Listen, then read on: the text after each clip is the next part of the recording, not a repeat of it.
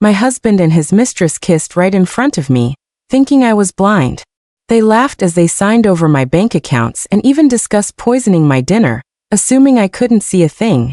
But here is the secret they didn't know. My vision had returned 3 days ago. I saw every touch, every signature, and every drop of poison. And instead of telling them, I decided to play a little game of my own. This is a story about patience, deception, and seeing the truth when everyone thinks you're in the dark. What you're about to hear is a masterclass in revenge. Hey friends, before we dive into this captivating story, please take a couple of seconds to like and subscribe, and hit the bell so you don't miss more interesting stories. Let me know in the comments where you're watching from and what time it is for you right now. And don't forget to share your thoughts on this story. I'd really love to hear your opinion. Alright, grab a cup of coffee, and let's begin. My name is Vanessa, and I need to tell you about the day my family decided I was worth more in pieces than I was as a person. It started on a rainy Tuesday evening. We were driving back from my graduation ceremony. I had just finished my MBA, ready to start a high-paying job in the city.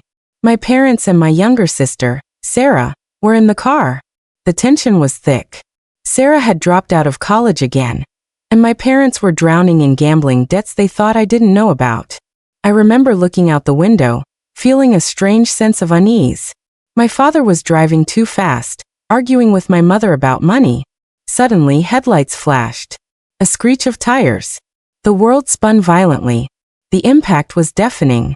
When the car finally stopped rolling, I was trapped in the back seat, pinned by crushed metal.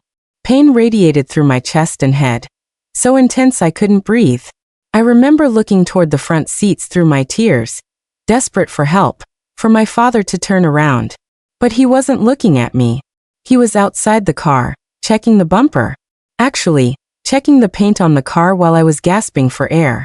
My mother was standing beside him, checking her phone, probably calculating the insurance payout. Sarah was sitting on the guardrail, fixing her hair in the reflection of the side mirror. The paramedics arrived, and voices swirled around me. I felt it before anyone else did. This coldness spreading beneath me. The paramedic's face went white. He shouted something about internal bleeding and blown pupils. The last thing I heard clearly was the EMT yelling, "She's crashing. Get the defib." My vision started to blur, darkening at the edges. And in that moment, as everything faded to black, I heard my father's voice. Not crying, not panicking, just asking flatly to the police officer, "Is the other driver insured? We need the money." Not, "Is my daughter okay?" Just concern for the cash. That should have told me everything I needed to know. Then there was nothing. Complete darkness. Complete silence. I thought that was it. I thought I was dead. But then I started to hear things. Muffled voices. The sound of wheels on linoleum. Cold air on my skin. I tried to open my eyes, tried to scream, tried to move even a single finger. Nothing worked. My body was a prison and I was trapped inside it. I heard a sheet being pulled up to my chin. I heard a doctor's tired voice explaining my condition. She is in a persistent vegetative state. Locked-in syndrome is possible but unlikely. To be honest, her brain activity is minimal. And I was screaming inside my head. "I'm here. I can hear you." But no sound came out. Nothing moved. I was wheeled into a private room. The bed was so cold beneath my back. I could feel every degree of that cold, but I couldn't shiver, couldn't react. I heard a nurse adjusting the blinds, humming softly. My mind was racing with terror. This is how it ends, I thought. Conscious but paralyzed while they wait. The nurse left, and my family came in. The next few hours were a nightmare.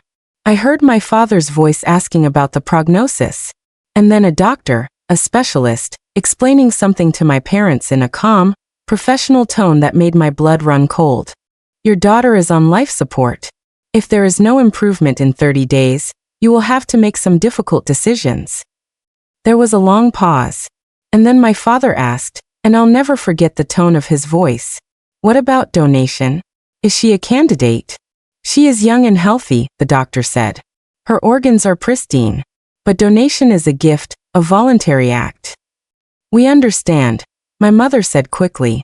"We just want some good to come out of this." They waited for the doctor to leave. As soon as the door clicked shut, the tone changed instantly. That's when I heard her voice for the first time since the crash. Sarah. My sister. So she's basically a vegetable now? Sarah said it with a laugh. A genuine, happy laugh. Finally. I thought she'd never shut up about her perfect degree and her perfect life. Sarah, keep your voice down. My mother hissed, but she wasn't angry. She sounded excited. The doctor said her parts are pristine. Do you know what that means? It means we hit the jackpot, my father said. I spoke to that consultant your uncle knows. The one who arranges private medical transfers for wealthy clients abroad. Private transfers? Sarah asked. You mean selling her? We don't use that term, my father replied coldly. It's a compensated donation. There is a buyer in the city who needs a heart and a liver immediately. They don't want to wait on the official list. They are willing to pay a facilitation fee of $200,000 to the family who consents to a direct donation. $200,000. Sarah squealed. That pays off the gambling debt and leaves enough for my new car. Exactly, my mother said. We just have to wait. The hospital protocol is 30 days before we can withdraw support and authorize the procedure. 30 days. That's manageable. I lay there alone with the beeping machines and my screaming thoughts. My family was planning to carve me up for cash. Sarah wasn't just complicit. She was delighted. Through the baby monitor left by a nurse, or maybe just through the thin curtain of the VIP room. I heard them again the next day. This is actually perfect, Sarah was saying, eating chips by my bedside. With Vanessa gone, I get the big bedroom at home, right? Of course, sweetie, my mother said. And her clothes. She has those designer bags she bought with her scholarship money. You can take them. Yes. Sarah cheered. She always thought she was better than me. Look at her now. Just a shell. She's worth more in pieces than she ever was whole, my father muttered, looking at some papers. I need to sign these consent forms. We tell the hospital we found a specific recipient, a distant cousin, who needs a transplant. The broker handles the paperwork to make it look legal. But she's still technically alive, my mother said. Is it safe? The broker said as long as we have power of attorney we decide, my father assured her. Once they will her into that operating room for the donation, it's over. She passes away on the table. Clean. Heroic. And we get the wire transfer the same day. I was screaming inside my head. I was screaming so loud. I thought surely someone would hear. But my body lay still as death. 3 days later, a nurse came in, talking to another nurse while checking my IV. Can you believe the family? She whispered. They aren't even visiting. They just come in to meet with lawyers and that shady medical consultant. They are rushing the process. It's tragic, the other nurse replied. And the sister? She came in yesterday wearing the patient's favorite necklace. I recognized it from the photo on the nightstand. She took it right off the patient's neck. The poor woman's not even dead yet, and they've already stripped her clean, the first nurse said. Not even dead yet.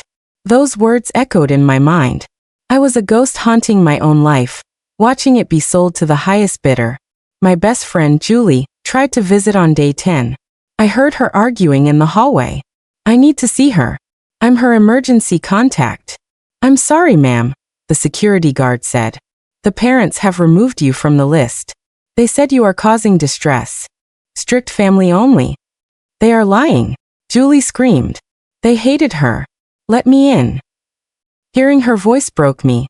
My parents had isolated me completely so no one would ask questions about the rushed donation. Tears rolled down my face, the only thing my body would do, and a kind nurse wiped them away, thinking it was just a reflex. By day 20, Sarah was talking about her vacation plans. She sat in the chair next to me, scrolling on her phone. Mom, can we go to Bali after the money comes in?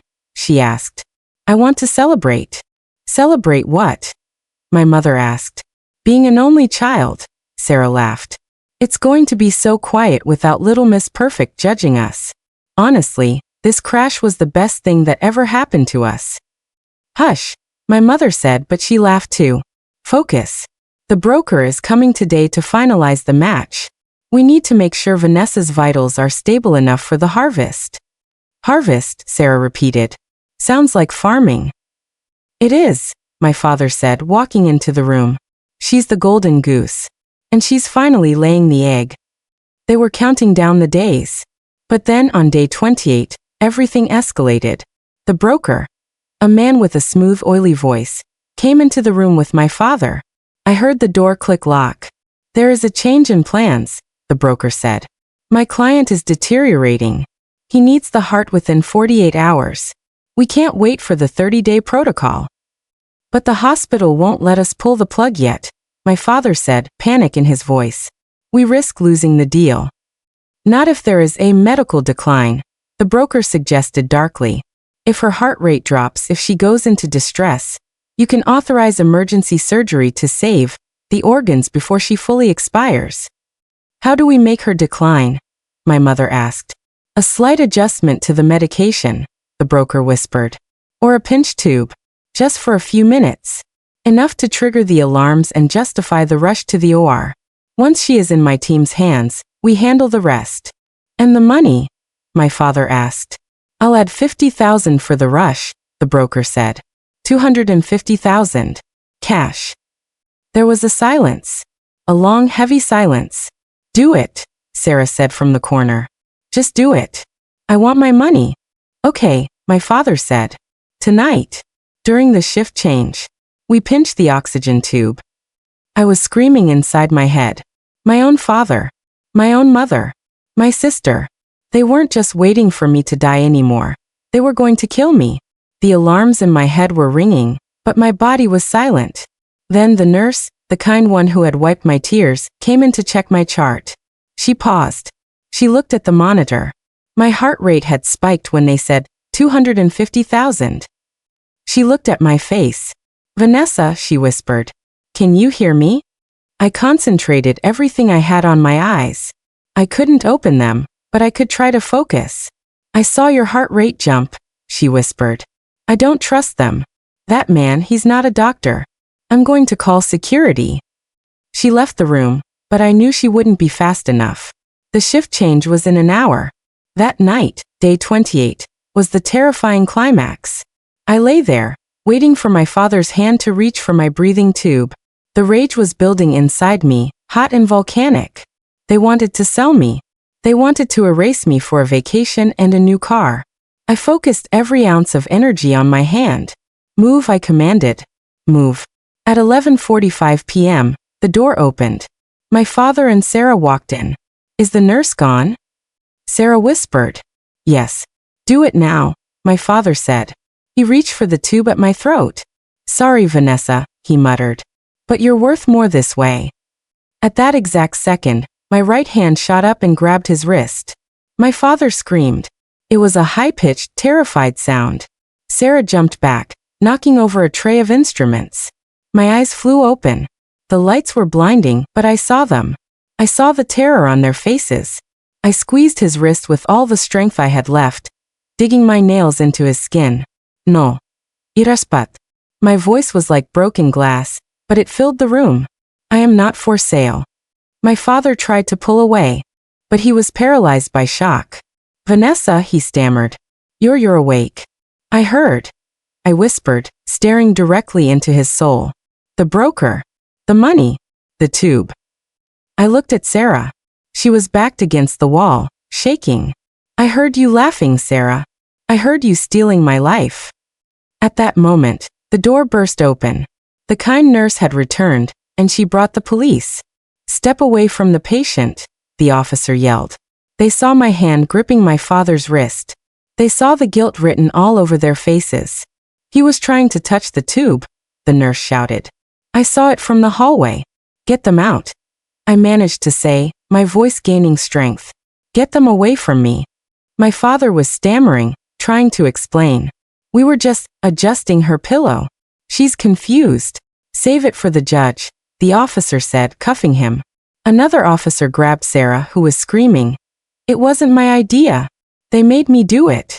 My mother, who had been waiting in the hall with the paperwork, was arrested right there. The police investigation revealed everything. They found the broker's texts on my father's phone. They found the draft contracts for the compensated donation. They found the search history on Sarah's phone for luxury vacations Bali. It was a slam dunk case of conspiracy to commit medical murder and human trafficking. 3 months later, I sat in the courtroom in my wheelchair. I wasn't fully recovered yet, but I was strong enough to watch. My father got 20 years. The judge called him a monster who tried to monetize his own child. My mother got 18 years. Sarah, my little sister, got 8 years for conspiracy. She cried and looked at me, mouthing, "I'm sorry." I looked her dead in the eye and turned my wheelchair around. I didn't say a word. Her tears were only because she got caught. I kept the house. I kept my savings. I sued the broker and his shady network, exposing a massive illegal organ trade ring. The settlement was in the millions, far more than the paltry sum my parents tried to sell me for. I used the money to pay off my student loans and start a new life in a different city, far away from the memories. I'm doing physical therapy every day. I'm learning to walk again. It's hard, but every step is a victory. My favorite moment happened yesterday. I received a letter from prison. It was from my father, asking for money for the commissary. I tore it up and threw it in the trash. They tried to sell my heart, but they forgot one thing. My heart is strong, and it belongs to me. If this story made your blood boil, hit that like button and share it with everyone you know. Comment below. Can you believe a sister would be that jealous? And don't forget to subscribe. Karma is real, and sometimes, the victim wakes up just in time to serve it. I'll see you in the next video.